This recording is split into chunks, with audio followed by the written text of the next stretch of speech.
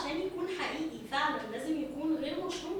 اه طبعا الحب الحقيقي لازم يكون غير مشروط، زي بنجيب مثال كده حب الام، يعني حب الام دايما غير مشروط، والا في ناس طبعا بتختلف وتقول لا حتى حب الام مشروط. لا، حب الام مش مشروط. الام لما بتمنعك من حاجات او بتقولك اعمل كذا ما تعملش كذا، البس كذا ما تلبسش كذا، اخرج ما تخرجش، اتجوز دي ما تتجوزش دي، ده نوع من انواع السيطرة. او في امهات نرجسيين مثلا، مرضى نفسيين، ما عادي، ما هي انسانه. يعني الحاجه التانية ممكن اصلا هي تكون اوقات بتقول مثلا ابنها او بنتها حاجه، انت مثلا شكلك وحش، انت شكلك وحش، هي اصلا ممكن اساسا هي عارفه ان هو خارج مع اصحابه، ولا هي مثلا رايحه تقابل صاحبها، فهي عايزه مثلا ما تخليها ما تنزلش، خايفه عليها، نوع من انواع السيطره، ونوع من انواع انا هخليك انت مش حابب تعمل الحاجه دي، ولكن هتلاعب همونوبوليت عليك عشان انت تنفذ لي طلبي. ولكن هو حب برضو غير مشروط، ده ملوش علاقة.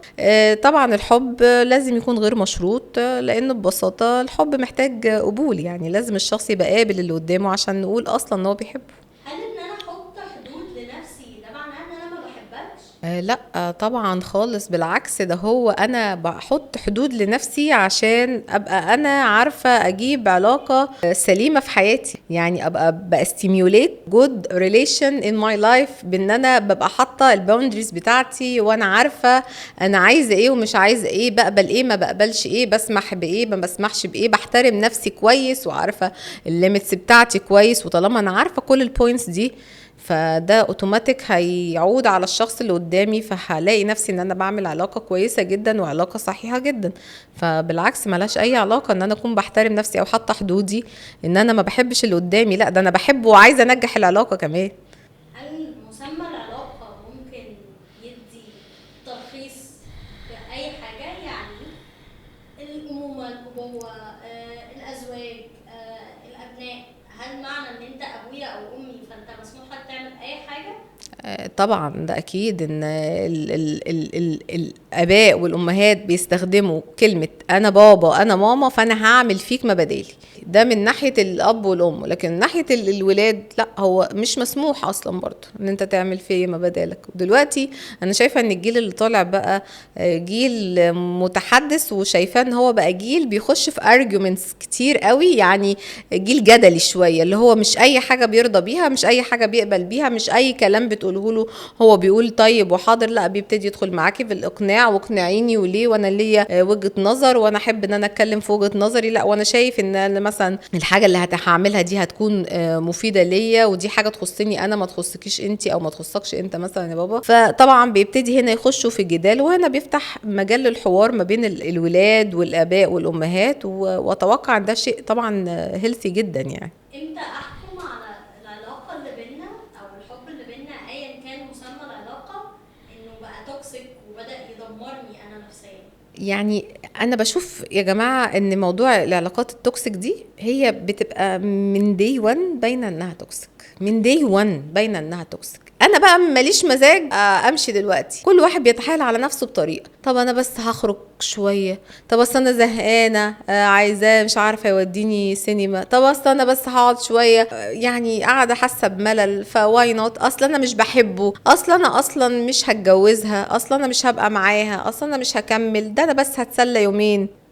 واحنا مش دارين بنروح نفضل ندي نفسنا كبسولز كده علشان خاطر نفضل جوه الحاجه الغلط اللي بنعملها، مش هنسميها بقى علاقه توكسيك، هنسميها حاجه غلط، علاقه غلط سامه.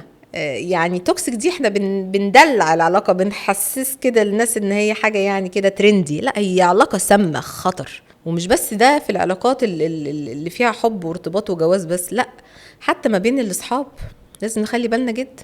انا عارفه ان فلانه دي مؤذيه وهي جايه لي تاذيني، ما افتحش بابي ليها، خلاص ما افتحش بابي ليها، ان شاء الله يوم ان شاء الله ساعه اقفل الباب عليا. ليه؟ علشان في الاخر انا عارفه ان اللي هيحصل حاجه مش حلوه. في ناس بتبقى مش شايفه خالص، دي ناس بتبقى عندها خبرة بتاعتها قليلة جدا، يعني دي بتبقى بقى ظروفها جت كده وربنا يعينهم يعني، بس ده قليل جدا، يعني مش حاجة مش منتشرة. معظم الناس بتبقى عارفة ان الشخص اللي قدامي ده شخص مؤذي ومرعب.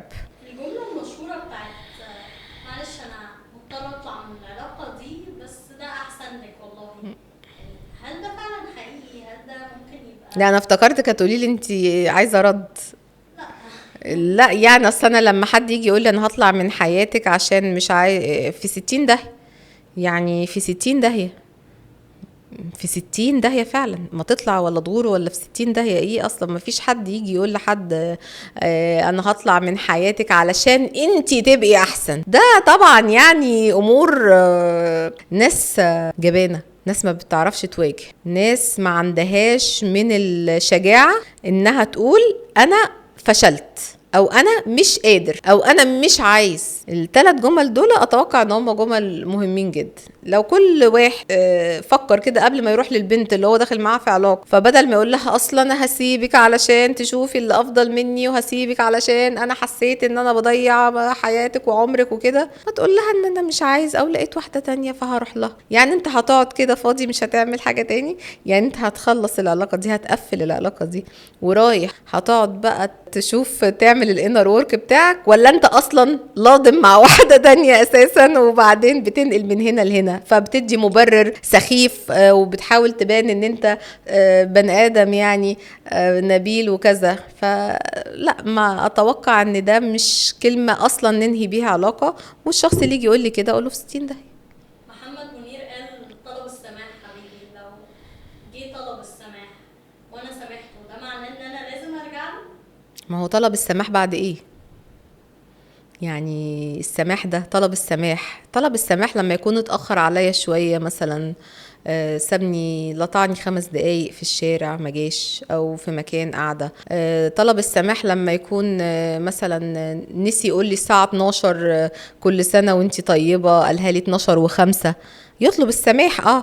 لكن يبقى مثلا يبقى مثلا انا شايفاه مع واحده، ولا داخل في علاقات متعدده، ولا مش شايل مسؤوليتي اصلا، ولا ما بيتصلش، ولا مش موجود في الحياه، وبعد كده يقول لي اصلا انا بطلب السماح.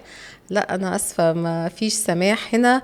وهنا بدل ما نسامح احنا يعني ندخل في علاقه تانية اجدد اجمل احسن، تدينا بقى العوض اللي احنا منتظرينه. لكن سماح ده للأسف ما بيجيش غير مرة واحدة.